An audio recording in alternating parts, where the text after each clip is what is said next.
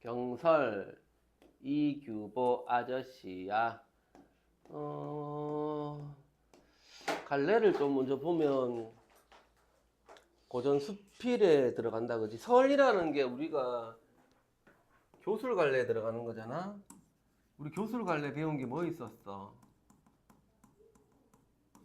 수호제 기 배웠잖아. 기. 그 다음에 이제 설. 모든 교술 갈래들은 사실은 옛날에 썼으니까 한문이고, 현대로 친다면 수필에 가깝다고 보면 돼. 그럼 자신의 어떤 경험 같은 걸 통해서 우리한테 어떤 교훈을 주려고 하는 글일 거야. 내용 자체가 어렵진 않은데 조금 이해할 필요는 있고, 성격, 뭐 교훈, 철학, 관조를 본다는 얘기지. 뭔가 철학적인 어떤 깨달음을 이야기할 것 같아. 제재는 거울이고, 주제를 잘 봐놔. 이 또 나중에 또 똥똥한 소리 하는데 시험 기간 되면 사물의 어떤 결점이 있는데 그 결점을 그냥 나쁘게만 보지 말고 포용을 하는 좀 유연한 부드러운 태도를 가지자 하는 거고, 특징을 보면 문답 형식이고 거의 설 자체가 거의 다가 문답 형식이라고 보면 돼. 우리가 옛날에 설견설도 했고 이욕설도 하고 막 했었거든. 그리고 보통 보면 이제 수필은 형식이 없는데 설은 일단 2단 해서 2단 구성으로 우리가 보면 될 거야. 구성이 있어. 설은 처음에 어떤 자신의 어떤 경험 이런 걸 얘기하고 뒤에 깨달음 뭐 이런 걸 얘기할 거야. 그리고 보통 수필은 서술자가 누구지? 작가지, 그지? 근데 여기서는 어떤 거사, 어떤 선비, 어떤 사람이라는 허구적인 대리인을 대신 내세워서 자기 생각을 이야기를 할 거야.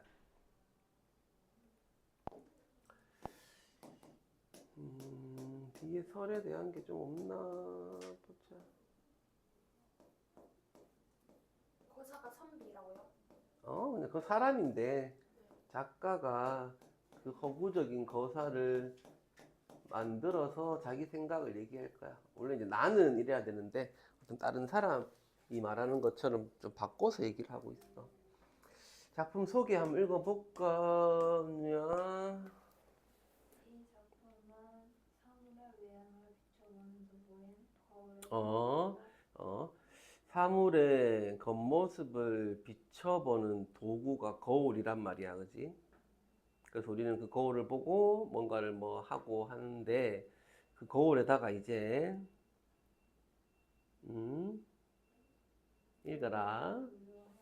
상징적 의미를 부여할 거야.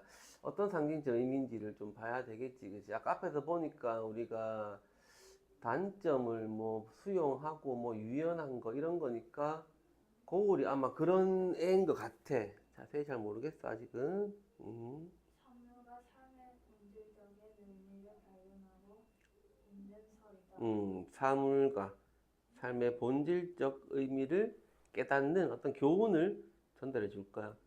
아까 얘기한 것처럼 설은 일종의 한문 수필이고 이치에 따라 사물을 해석하고 시비, 옳고 그름을 밝히고 그리고 뒷부분에 자기 의견을 말하는 2단의 구성을 가지고 있고, 고려시대 한문학의 이규보라는 사람 우리가 많이 봤지, 그지? 이걸 통해서 우리가 한번 보자. 작품 자체가 뭐 어렵지는 않고 우리가 자 경설 이규보라는 사람이 쓴 건데 한번 읽어보자 소연아. 거사에게 거울이 하나 있는데 거사한테 자 작가의 목소리를 대변하는 인물이고 어떤 허구적 대리인이야. 작가를 대신하는 허구적 대리인이고 옆에 보니까 설에 대한 게 좀 있네. 한 번쯤 보기로 나올 수도 있겠지. 이치에 따라 사물을 해석하고 시비를 밝히는 거 아까 했지만 좀 봐두고 자 그런 거울이 있는데 먼지가 끼어서 먼지가 끼었어. 먼지가 푹하게 쌓여 있어. 먼지가 쌓여 있어서 마치 구름에 가려진 달빛처럼 희미하였다. 구름에 가려진 달빛처럼 희미했대. 그러나 있잖아. 이 거사는 조석으로 들여다보고 아침 저녁으로 계속 들여다보는 거야. 혹시 희미한데 보이냐? 안 보일 거 아니야. 마치 얼굴을 단장하는 사람처럼 하더래. 매일. 보이지도 않는데 뭐 단장을 어떻게 해. 그러니 지나가던 어떤 손이, 객이, 지나가는 사람이 물어. 자, 볼게. 거울이란 자, 이 손이 생각하는 거울, 일반적인, 지금 우리 현대랑 조금 달라. 그 당시에 일반적인 사람들이 생각했던 거울은 두 가지 기능을 가지고 있어. 두 가지 기능. 얼굴을 비추는 어, 것이요. 자기 얼굴을 비추는 거. 이게 첫 번째 기능인데, 단순히 뭐 우리가 화장을 하거나 뭐 얼굴에 뭐 묻었나, 내가 예쁘나, 잘생겼나, 뭐 이런 게 아니고 좀 달라.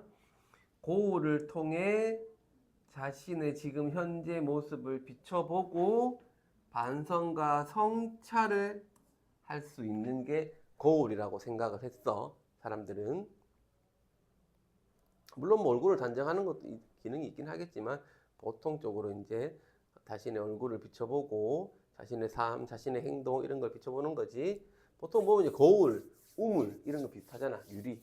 나를 바라다보고 뭐 성찰하고 이런 거잖아. 그런 기능이 있고 또 그렇지 않으면 군자가 그것을 대하여 군자가 선비들이 거울을 보고 거울이 와 굉장히 맑네, 깨끗하네, 나도 그래야겠네. 즉 군자가 거울에 맑은 성품, 맑은 어떤 것들을 즐기면서 거울을 바라본 기능이 있대. 두 번째 기능이란 말이야. 근데 아무튼 자기의 모습을 비춰보고 반성과 성찰을 하든, 와 깨끗하네, 나도 이 깨끗한 걸 좀 즐겨야 되겠네, 본받아야 되겠네 라고 하든, 일단은 거울이 어때야 돼? 깨끗해야 되지. 근데 야는 먼지가 푹하게 쌓여서 보이질 않아. 희미하단 말이야. 자, 지금 그대의 거울은 마치 안개 낀 것처럼 희미하고 희미하니까 이미 얼굴을 비출 수가 비출 없고 수가 없어. 첫 번째 기능도 못해. 또 맑은 것을 취할 수 두 번째 기능도 못해. 근데 당신은 왜 맨날 첫날 시도 때도 없이 얼굴을 비춰봐요, 그 거울에다가. 왜 그래요? 하니까 이제 거사가 얘기를 하는 거야. 가보자, 은우야. 거사가 말하기를 거울이 보는 자, 거울이 깨끗하면, 자, 거울이 깨끗하면, 잘생긴 사람은 기뻐하지만 그 거울을 보는 잘생긴 사람은 좋겠지. 자기 얼굴에 잘생긴 모습을 그대로 보여주니까 좋을 거야. 근데 못생긴 사람은 꺼리니 못생긴 사람은 싫어할 거야. 왜? 자기의 뭐 기미나 잡티나 이런 단점들, 단순히 뭐 외모적인 것뿐만 아니라 자신의 어떤 단점이 그대로 드러나서 싫어할 거란 말이야. 그 거울의 깨끗한 것을. 자, 그런데 그러나 잘생긴 사람은 수고가 잘생긴 사람은 좀 적어, 세상에. 못생긴 사람은 수요가 못생긴 사람 수요가 많아. 그러면 잘생긴 사람이 볼 확률이 높나, 못생긴 사람이 이 거울을 볼 확률이 높나? 못생긴 사람이겠지. 자, 그래서 높은 확률로 이제 만일 못생긴 사람이 한번 들여다보기를 굉장히 높은 확률로 못생긴 사람이 들어보게 된다면 아이씨 나의 단점을 그대로 드러내고 있네. 이 거울은 너무 밝은 게 싫어 하고 깨트려 버릴 거란 말이야. 없애버릴 거야. 거울이 밝지 않았다면 이 못생긴 사람의 그 단점을 다 보여주지 않고 약간 흐릿하게 이렇게 보면 또 좀 잘생긴 것 같고 저래 보면 또 잘생긴 것 같고 이런 거 있지. 그러면 안 깨졌을 건데 거울이 밝아서 오히려 이 깨질 확률이 높아져 버렸잖아, 그지? 자, 그러니까 먼지가 끼어서 희미한 거울. 먼지가 끼어서 희미한 게 좋아. 어디 갔어? 깨끗한 게 좋아. 희미한 거. 희미한 게 좋지. 희미한 게 좋지. 그지? 근데 왜 희미한 것만 못하네요? 그러니까 밝은 게 희미한 것만 못하다고. 자, 그리고 또 먼지가 흐리게 한 거. 먼지가 쌓여서 거울이 흐려진 건 사실 거울이 이렇게 있고 봐봐. 깨끗한 거울 면이 있고 봐봐. 그 위에 먼지가 이렇게 소복히 앉은 거잖아. 그럼 진짜 거울의 이 원래의 어떤 깨끗함은 사라진 거야, 안 사라진 거야? 안 사라진 있잖아, 그대로. 그러니 겉면만을 흐리게 한 거지. 거울의 원래 성질, 거울이라는 것의 어떤 원래 성질인 맑은 건 그대로란 말이야. 상하게 못했단 말이야. 그대로란 말이야. 그러니 확률이 좀 낮긴 하지만 만약에 만약에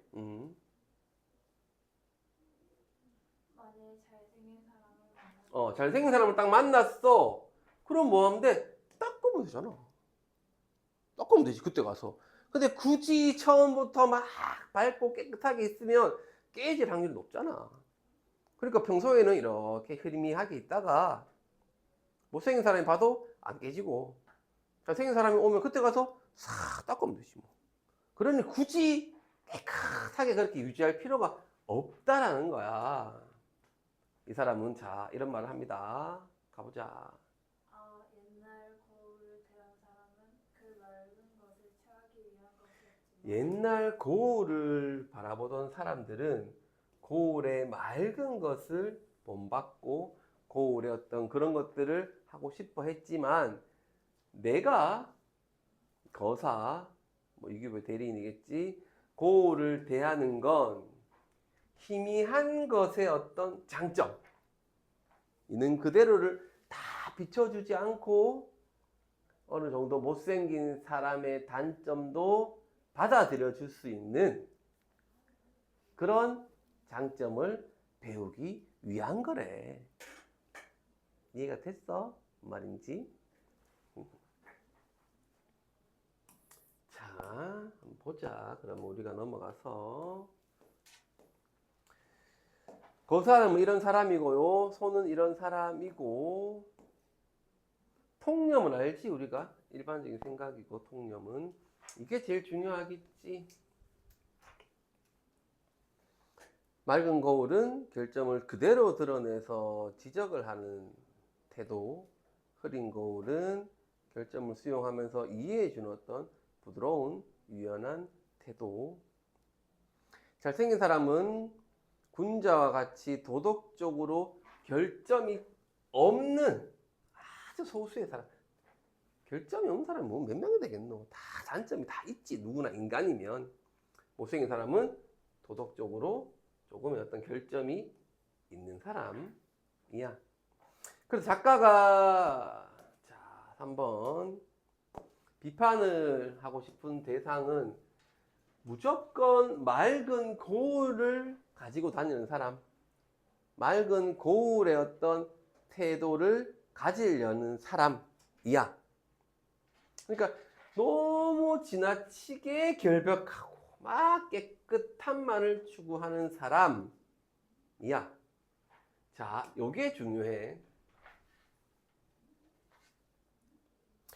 이규보가 왜 이런 작품을 썼냐 하면 자, 한번 넘겨보자 우리가.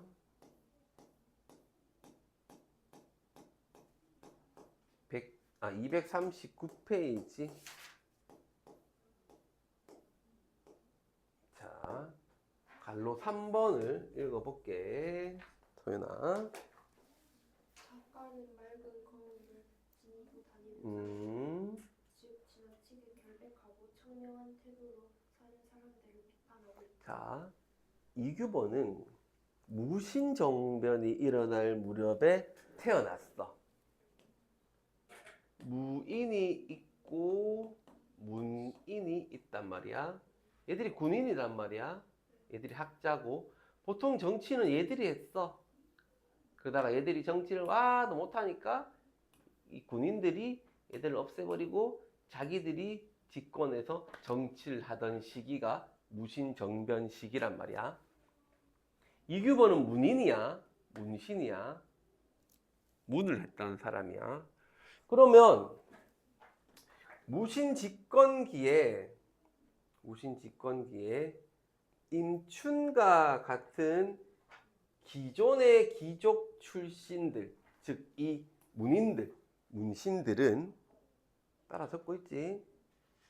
이 더러운 세상, 어디 무인들이 정권을 잡고 권력을 누려. 나는 그 사람들과 같이 정치를 할 수가 없어. 난 정치 안 할 거야. 하면서 세상을 아예 버려버리고 고려를 버리고 도피자 모임을 결성해서 이 더러운 세상과 나는 결백을 할 거야. 저런 도덕적이지 못한 것들이 무슨 정권을 갖고 있어. 그랬단 말이야. 근데 이규보는 야, 물론 무인들이 정권을 잡고 무인들 마음대로 하는 건 얘들한테 단점이 있긴 해. 그치? 근데 그렇다고 해서 얘들의 단점을 너무 지나치게 강조해서 얘들이랑 같이 정치를 하지 않고 얘들의 단점을 받아들이지 않고 세상과 결별해 버리면 자기들이 살고 있던 그 세상, 조국, 나라는 어떻게 되겠어? 더 좋아지겠어? 나빠지겠어? 나빠질 거잖아. 그럼 결국은 피해를 입는 건 백성들이란 말이야. 그런 생각을 한 거지, 이제 이규보는. 그래서 그래도 무신 정권의 집권자들하고 적극적으로 교류하면서 살았단 말이야. 그러니 이 문인들은 이규보를 싫어했겠지. 저 배신자, 뭐 이랬겠지. 근데 이규보는 그렇지 않았던 거야. 사실은 뭐 배신하고 싶었다기보단 어떤 고려라는 나라를 잘 다스리고 싶었던 마음이 더 컸던 거야, 사실은. 그래서 이규보는 맑은 만을 너무 추구하는 사람, 지나치게 결백하고 청명한 태도를 지닌 사람을 비판하고 싶었을 거야. 되겠어? 시대의 어떤 흐름이. 우리가 물이 너무 맑으면 고기가 못 산다 그랬어. 물이 너무 맑으면 오히려 고기들이 가서 살 수가 없어. 어느 정도는 좀 흐리고 좀 더럽고 해야 돼. 자, 갈로 2번 읽어보자, 오늘야. 이 작품에서는 흐린 거울을 보는 거사의 행동에 대한 선의 기준이 제시된다. 선의 견문은 기존의 통념을 제시한 것이고, 거사는 이러한 선에게 답을 하면서 통념을 깨뜨리고 올바른 삶의 태도를 이야기하고 있다. 이렇게 손의 질문과 대비되는 거사 답변은 거사가 기존의 어떤 상식, 고정관념에서 벗어난 인물이더라. 그치? 이처럼 질문과 답변의 내용 전개 방식과 사물의 본질을 꿰뚫어보는 거사의 인물됨을 통해서 결국 거사는 작가가 자신의 어떤 목소리를 대변해서 만든 인물이구나. 세상을 살아가는 올바른 처세, 어떻게 세상을 살아가야 되는지 하는 자세들, 이런 것들을 이야기하고 있구나. 3번은 한번 읽어봐. 예하고 예가 중요해. 이것도 전부 다 돌려서 이야기하는 건데, 뒤에 보면 요것만 보면 어렵진 않을 거야, 우리가. 됐죠? 여기까지 이제 또 숙제하면 교과서는 여기까지 해야 되고, 프린트는 공무도하고까지. 금요일까지 할 수 있겠죠?